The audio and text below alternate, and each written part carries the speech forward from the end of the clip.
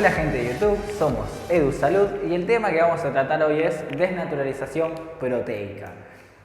Para entender este tema es necesario saber la estructura proteica y ya hicimos un video de eso que se los dejo por acá.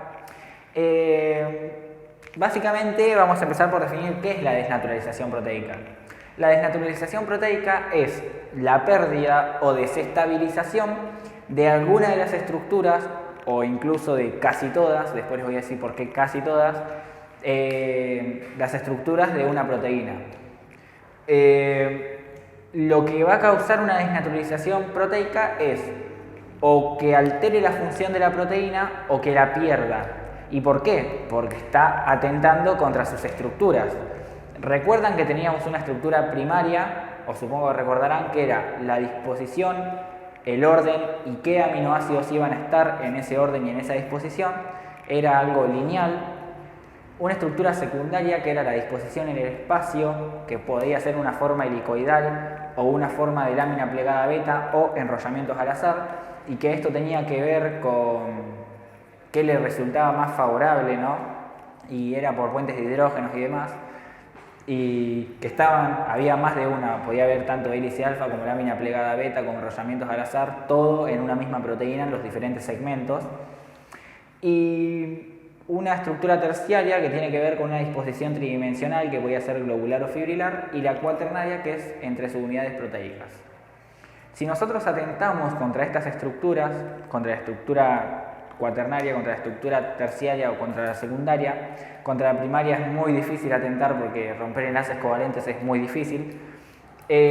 Al influir sobre estas estructuras es muy complicado, por así decirlo, ¿no? Es como muy complicado que la proteína funcione. Entonces, la desnaturalización proteica es la ruptura o desestabilización de alguna o más de una estructura proteica. Podemos romper la estructura cuaternaria, a su vez podemos romper la estructura terciaria, pero que quede la secundaria, o podemos romper la cuaternaria, la terciaria, la secundaria y que quede solamente la primaria. Las posibilidades son muchas. Pero bueno, esto es la desnaturalización proteica. Ahora, vamos a ver qué factores pueden desnaturalizar una proteína. Los factores desnaturalizantes pueden ser temperatura. La temperatura influye mucho con la energía cinético-molecular de las moléculas. Supongo que ustedes sabrán que los átomos de las moléculas están en constante vibración, en constante movimiento. La temperatura lo que hace es aumentar ese movimiento constante que hay entre las moléculas, y al haber tanto aumento del movimiento de estas moléculas, que son las que están estabilizando los enlaces que interactúan para mantener una estructura, al estar tan aumentado el movimiento se está perdiendo ese contacto tan íntimo que tienen, ¿no?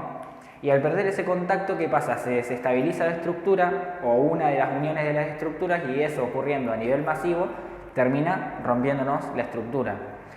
En un primer momento puede llegar a resultar favorable un leve aumento de la temperatura, pero si nos vamos muy lejos, si aumentamos mucho la temperatura, la energía cinético-molecular es tal que la misma vibración constante nos desestabiliza lo que es la estructura proteica.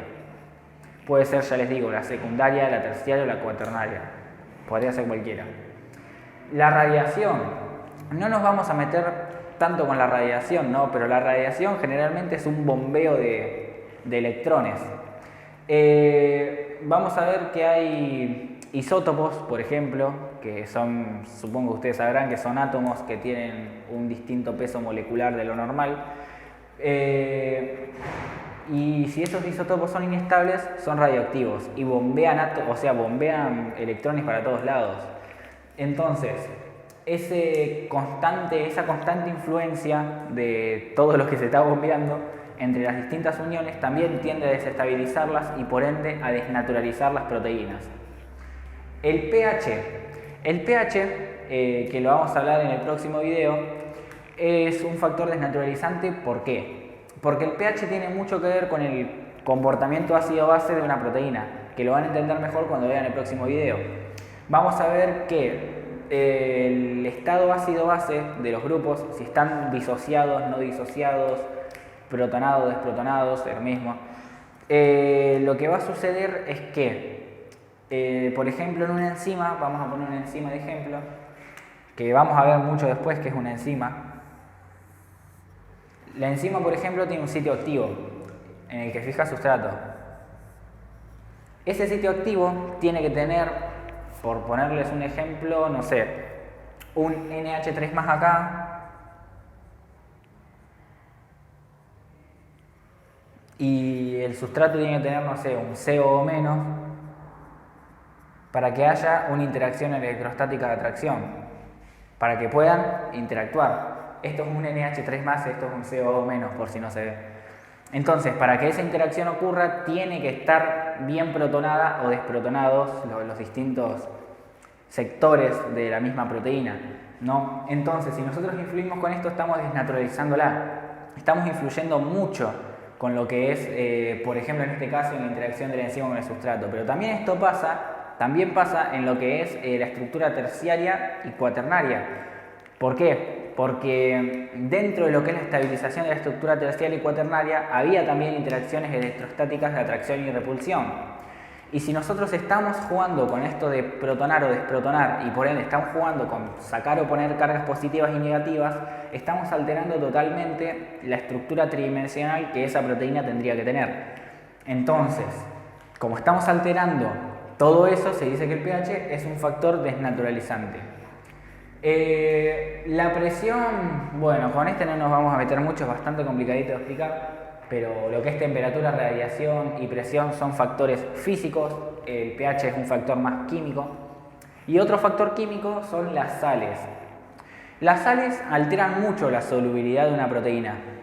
Entonces, como, no sé, ponemos por ejemplo sales biliares. Si tenemos sales biliares que se nos están colando entre la estructura proteica, estamos reduciendo mucho, por ejemplo, no sé, vamos a poner un ejemplo simple, las interacciones hidrofóbicas que están en lo que es la estructura terciaria y cuaternaria. Es por eso que la proteína también tiende a desnaturalizarse cuando hay presencia de sales biliares. Acá, para resumir todo esto, pusimos dos ejemplos. Esto sería una proteína normal, no sé, es un ejemplo X, con el grupo aminos terminal y el grupo carboxilo terminal, está toda enrolladita, ya con su estructura terciaria. Y esto es una proteína desnaturalizada. Fíjense cómo la proteína normal está toda plegada sobre sí misma, ya tiene una forma globular en este caso, ya tiene toda su estructura tridimensional bien definida, pero fíjense cómo una proteína desnaturalizada es lineal. La proteína que está desnaturalizada, lo que sucede, no importa, dejemos fibrón caído, es que ya como tuvo alterada su estructura tridimensional, automáticamente ya está, ya perdió su estructura y ya, en este caso, ya pierde función. Obvio, podría llegar a estar un poquito menos que esto, porque hay factores naturalizantes que pueden llegar a ser débiles, pero no deja de estar desnaturalizada, ¿no? Nosotros le pusimos este caso extremo como para que sepan diferenciarlo. Algo que está bueno recalcar es que una proteína desnaturalizada puede llegar a recuperar su función. Si el factor desnaturalizante no es tan fuerte y tampoco es tan persistente como para terminar de lesionarnos la proteína, por así decirlo, lo que puede pasar es que la proteína se vuelva a plegar sobre sí misma, siempre y cuando el factor desnaturalizante deje de estar. Pero si el factor desnaturalizante es muy persistente y nos termina por dañar muy gravemente la proteína, no va a poder volver a plegarse sobre sí misma y por ende no va a recuperar la función. Eso es todo por hoy, no hay mucho más que decir, esto es algo bien cortito, bien simple, como para poder meterlo con el otro tema de estructuras. No sé qué más decir, o sea, sinceramente les agradecemos todo. Le mando un saludo ¿a quién le iba a mandar un saludo? Bueno, no importa, no le voy a mandar un saludo, se lo mando en el próximo video. Nada, eso, les agradecemos siempre todo lo que hacen por nosotros, valoramos mucho que compartan nuestros videos, que le den a like, que comenten los comentarios que nos hacen, realmente nos ayudan un montón. Así que eso es todo por hoy y no los molesto más. Adiós.